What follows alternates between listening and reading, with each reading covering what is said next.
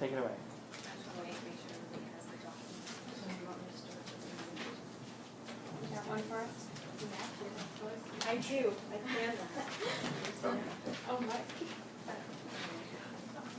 Okay, so my presentation is going to be on planning a vacation. It's not so much the process of what goes into planning a vacation as most of you indicated in your needs assessment that you've already performed the task of planning a vacation. So it's more along the lines of tips and how to save money and how to lower your stress. Next slide. These are just the objectives. You can go through them. Basically, it just says we're going to go through how to identify low-cost opportunities, what online resources are available for you to use, as well as ways to reduce stress. Okay, so what's important when planning a vacation?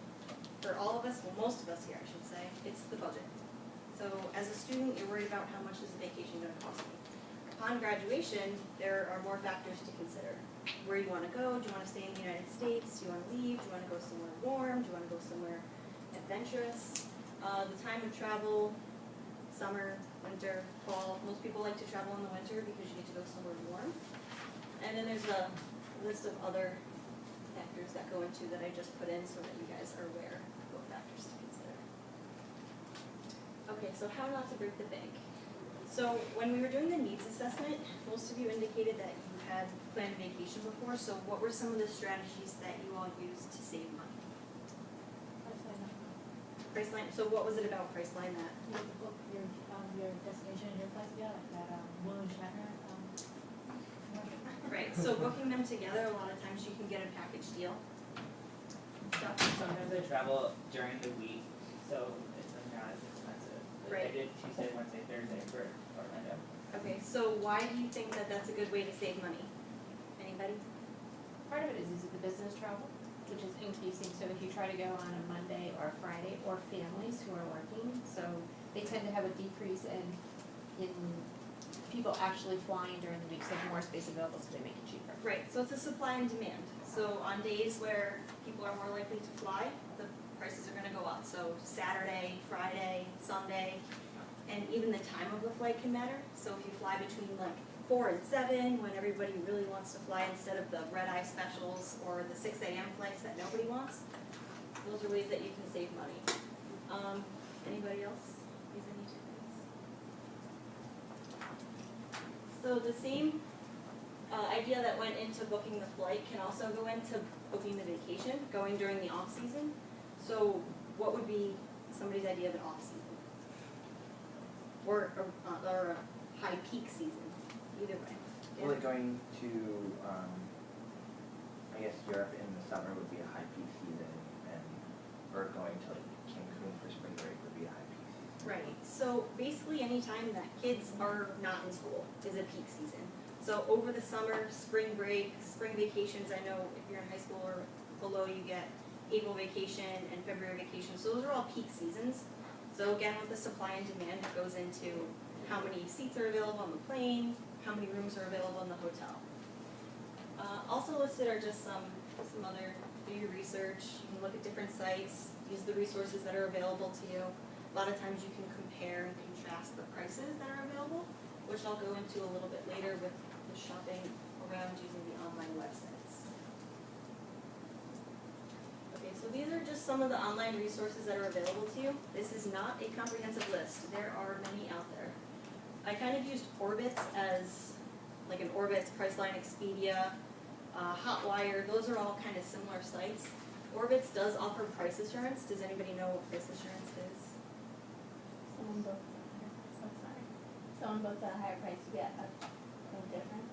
Right, somebody books at a lower price, right. So if I booked a flight today for February and somebody else purchased the same flight that I did for a lower price, I would get a check for the difference. So that's one of the benefits of Orbitz. But with any of those sites, there's a delay in posting the package deals. So you could get a package deal from a travel agent sooner than you could get it through this online website. But the travel agent, you're going to pay more money because you're paying for convenience. There's also AAA. AAA, you have to be a member in order to use their services, but they have a variety of discounts and benefits available, but they only contract through specific airlines and specific hotels. Kayak is a website that comprises all of the online websites, so Orbitz, Hotwire, Expedia, Cheap Air, all of those, you can go to Kayak and they give you type in whatever, like where you wanna fly from, where you wanna fly to, what date you wanna fly, and it will give you the price listings for each one of those sites. So it's basically used as a comparison site. You don't actually book your flight through Kayak, so you don't get the flight through Kayak, it just directs you to the website that has the cheapest price. A note for all of these is that none of them include Southwest. If you wanna book through Southwest, you have to go through southwest.com. I don't know why they're special, or they think they're special, but Southwest is the only airline left that doesn't have baggage fees. So that's a plus of using Southwest, because most other places you pay $25 for the first bag and $35 for the second. And that's just international, like within the United States travel. And then there's TripAdvisor. And a lot of you didn't know what TripAdvisor was, but it provides a lot of resources for planning vacations. It has reviews of hotels, vacations, activities, restaurants, everything you can imagine. It also has a comparison feature, similar to the Kayak one, but it's not as comprehensive. It only has, I think, 4 sites that it compares, and so you may not find the best deal. So how to reduce your worries. This is a list of how you can make your vacation a little more stress-free. So using a travel company, but that does come at a cost. So you just have to keep that in mind based on what your budget is and if your budget is a concern. Book a vacation package. As Chuck mentioned, you get better deals if you book together. So if budget is your concern, that'll reduce your worry, or you can have somebody else plan your entire vacation for you, and all you have to do is show up. So that's really useful. Make a checklist of things to pack. I don't know how many times I've gotten somewhere and remembered that I forgot my toothbrush as soon as I got there. It's always a toothbrush. Check the weather. Just because you are flying south for the winter does not mean that you are going to be wearing shorts and a tank top the entire time. I went to Costa Rica and I didn't know it was a rainy season. Could have checked, would have helped. Book a flight for convenience. This is especially important if you're flying with your family, because you want to make sure that you can get especially if you have kids, get them up, get them ready, get them to the airport on time, because that's no easy task.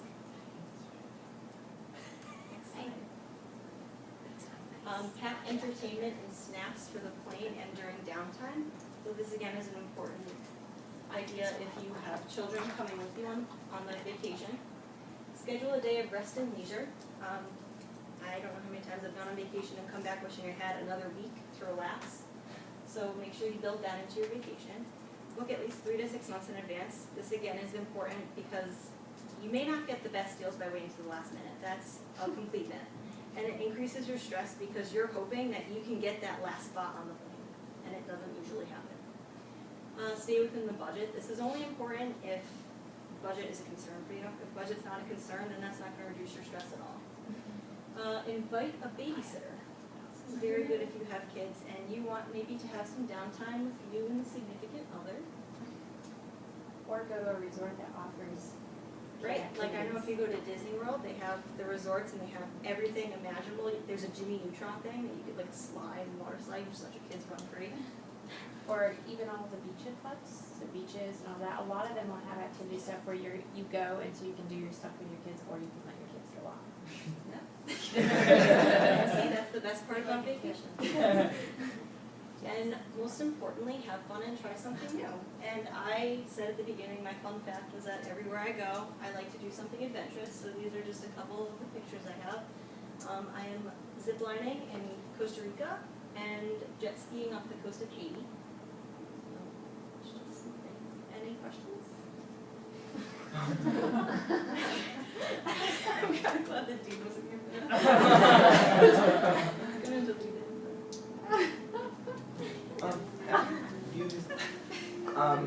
Have you used like Bing? Because when I booked my last vacation, I used Bing because I like that kind of like tell you whether it was a good time to use it or not. Yeah. Do you find that reliable or?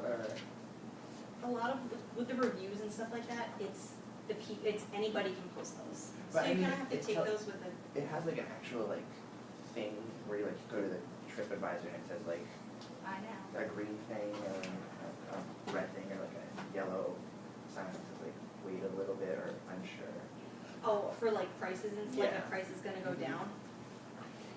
I don't find those reliable Okay. because I've seen the prices go up after using those, even though it said it was gonna go down. It's all about supply and demand with the airlines. Okay. Do you also know that on Expedia, if you log out, log back in, your prices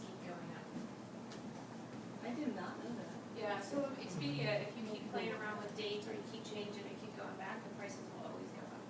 Because it sort of maps your frequency of looking and then it keeps increasing with us.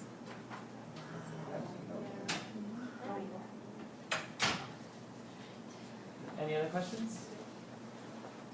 Okay, thanks, Rachel. Great to see